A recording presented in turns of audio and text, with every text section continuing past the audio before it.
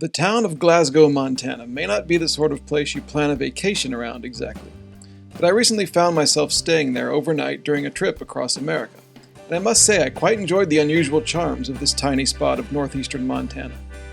In this video I'm going to show you what I saw in Glasgow and let you know what you'll encounter if fate takes you there.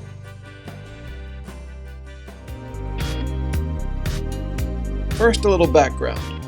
I'm from Georgia, but have been living in Japan for the past several years.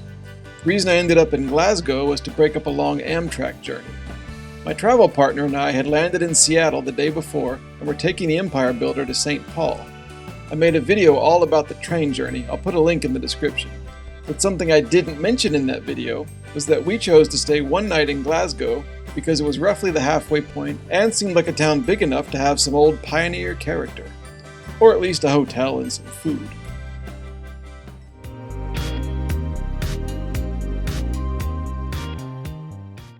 Speaking of trains, the railroad looms large in Glasgow, Montana, and looking at its history, you can see why. The town was established for only one reason. It was on the train line. In 1887, the guy in charge of creating and naming railroad towns, yes, there was such a guy, spun a globe and stopped it with his finger, randomly landing on, you guessed it, Glasgow, Scotland. Just think, if he'd waited an extra half second to stab his finger down, we might now be talking about the rugged old cowboy town of Verknenovo Kudlumbetyevo, Montana. Glasgow is now one of the bigger towns of the region, which I guess is why travelers might stop off here like we did. In World War II, German POWs were sent to Glasgow, of all places, and the tiny local airfield was used for training missions. I'll talk more about that airfield later.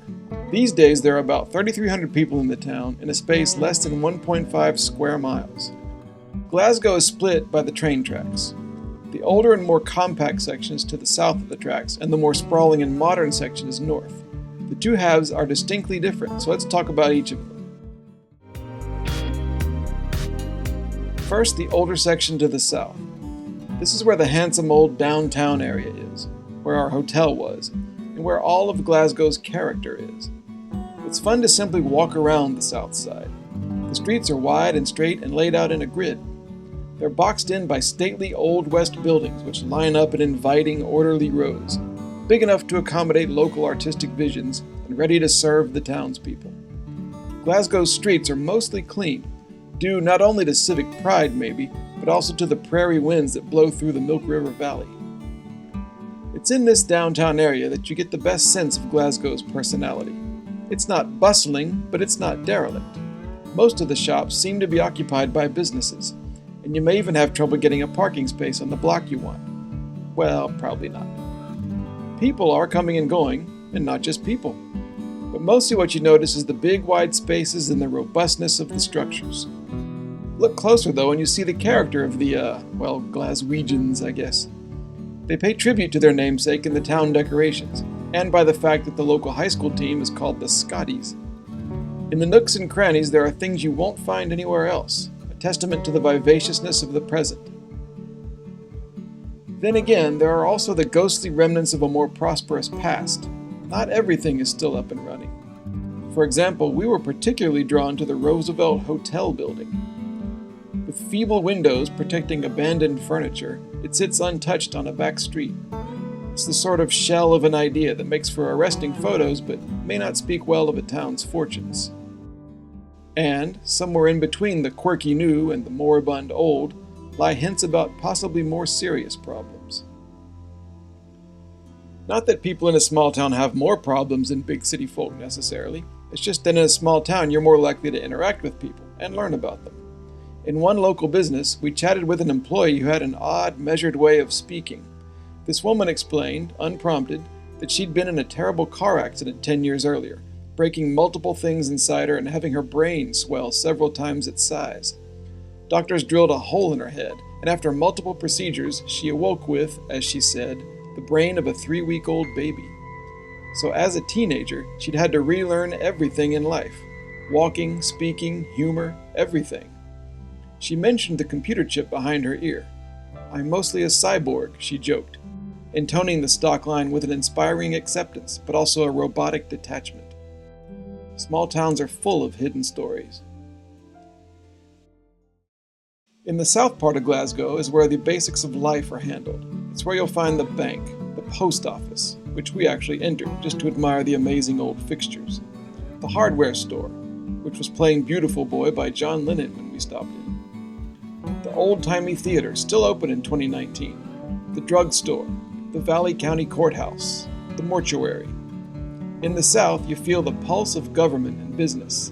It's got scars, but it's getting things done. Our hotel, incidentally, was the Rundle Suites, which I found online before arriving. The building is on the National Register of Historic Places, and it is quite a place. Old and renovated in unusual ways, there's a compelling mix of the updated and the timeless here. It feels both roomy and confined at the same time, maybe like this part of Montana itself. Large, dull lights hang over long, narrow, dark silver staircases. The creaky elevator has a door you have to open yourself, but which leads to new rooms on the third floor. Our second floor room was big and worn and comfortable. Inside there was a big desk and the same view across town that generations of guests have pondered. The sliding bathroom door had been repurposed from some other building. It was musty and inviting, and there was free Wi-Fi. There are more modern hotels in Glasgow, like the Cottonwood Inn, but I'm glad we stayed at Rundle Suites. It seems a lot more Glasgow, even if it's not mentioned on the official town brochure.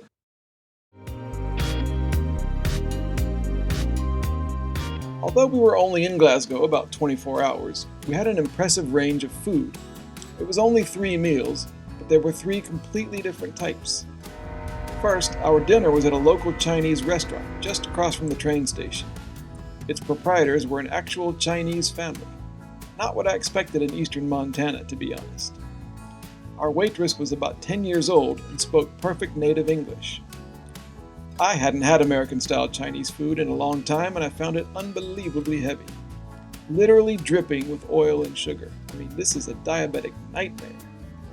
I took a shot and ate what I could. You won't go hungry at dinner in Glasgow. Plus, the fortune cookies were uncanny. There are indeed some airplane-related hijinks coming up.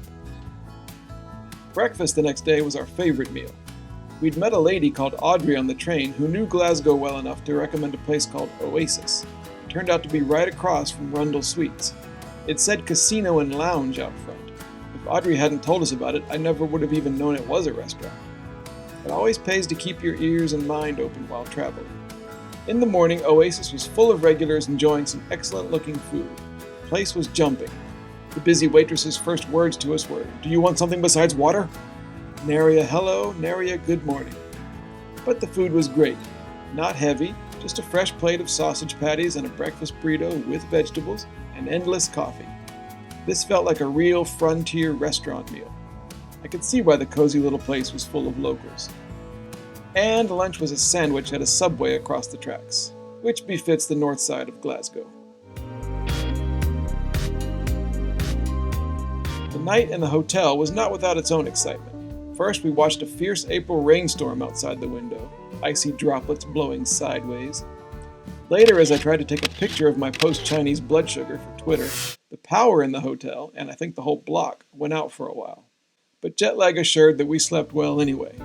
And after the Oasis breakfast, we ventured into the north part of Glasgow the next morning. As we went across, or under, the tracks, go Scotties! Thanks very much. The north side at once proved itself more functional and less traditional than the south. This is where the tacky sprawl of fast food chains and car dealers are. We had a cool destination in mind, though, the Valley County Pioneer Museum, which I'd heard good things about. After a chilly mile-long hike along Highway 2, where a friendly local in a truck pulled up and asked us if we needed a ride, but we were enjoying the walk. We arrived. You can't miss the museum, just look for the big airplane out in the front yard. We made it! All the way from Osaka, Japan. Here we are, the Valley County Pioneer Museum. Can't wait to go in. Okay, we've come all this way to the Pioneer Museum, the Valley County, whatever it is, museum. We've come all this way. It's closed.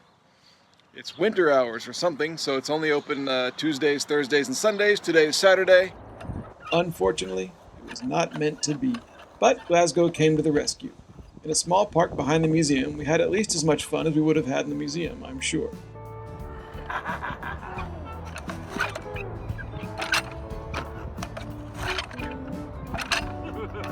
After lunch at Subway, where I raised the eyebrows of the staff by screwing up every part of it, from ordering to paying to getting my drink, we walked back down south to Western Drug.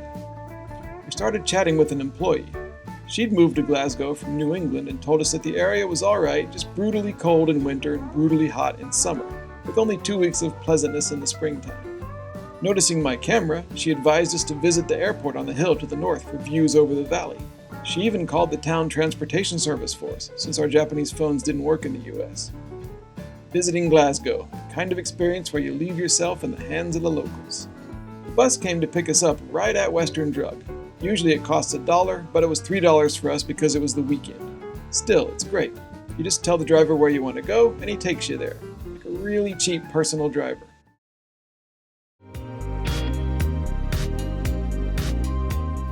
He dropped us off at Glasgow Valley County Airport, which for some reason is also called Wokel Field. The views over the valley were indeed sweeping, lest ye forget that Montana is called Big Sky Country. The valley, by the way, is called Milk River Valley after the Milk River, which snakes through Montana just south of Glasgow.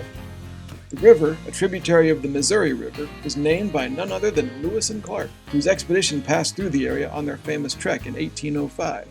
In his journal, Meriwether Lewis wrote, "The water of this river possesses a peculiar whiteness, being about the color of a cup of tea with the admixture of a tablespoonful of milk. From the color of its water, we called it Milk River." Why did they always over-explain everything in the 19th century?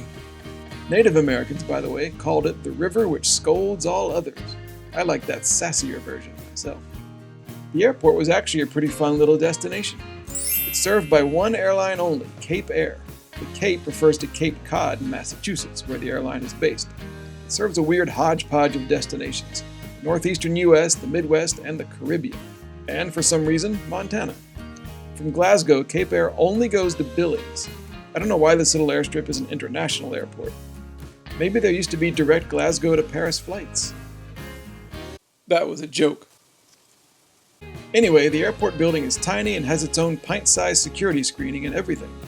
We chatted with the lady at the Cape Air counter, and the pilot who stood idly beside her, apparently waiting for the next flight to begin. She said if she were to recommend a place for us to visit in Glasgow, it wouldn't have been the airport. In one part of the building is a collection of model planes once belonging to a Frank McIntyre. I was especially happy to see Japanese planes in the large glass case. Glasgow has this whole airplane obsession that you probably wouldn't even notice on the south side. We left the airport, managing to not let their front door blow away across the state, and walked back down the hill to town, quiet residential 7th Street, which boasted yet more evidence of the people of Glasgow's secret inner lives. We spent our final hour in Glasgow at an honest-to-goodness hip modern coffee shop, the Loaded Toad, on the south side. Over hot, fresh, fancy coffee, and a pretty decent blood sugar, I Instagrammed our visit and tagged the Loaded Toad's account. They never liked it or replied. I was heartbroken. Still am. But you can make me feel better by liking this video and subscribing to this channel. Ooh, I'm smooth. Our Amtrak train was going to be arriving soon. Our brief time in Glasgow was coming to a close. Waiting in the station, no injuries for 3 days. I got one final insight into the wisdom of life in a small town like this. The high-tech info from Amtrak's high-tech website said our train was departing at 3:37. But a faded paper sign stuck in an old case in a dingy little station said 3:47. The faded paper was right. I considered it a win for Glasgow. Spirits refreshed after our stay in the Old West, we boarded the train and left town, happy to have seen Glasgow and probably never to return. So there you have it, 24 hours in Glasgow, Montana. We did have other ideas for our time there, by the way. For example, I had considered renting a car and driving up to the Canadian border, just because it's so close. Also, everyone in town, and on the train actually, told us we should visit Fort Peck, a big reservoir 20 minutes south of town, apparently full of beauty and outdoor activities. That's probably good advice, but to be honest, with only a day at your disposal, walking around town and checking out the buildings, the streets, the people, the shops, that's plenty of entertainment. If you're planning on going to Glasgow yourself, say if you're looking for a quirky way to break up a long train journey, I hope you enjoy your time there as much as we did. Thank you for watching. Any thoughts or questions, leave them in the comments. See you next time.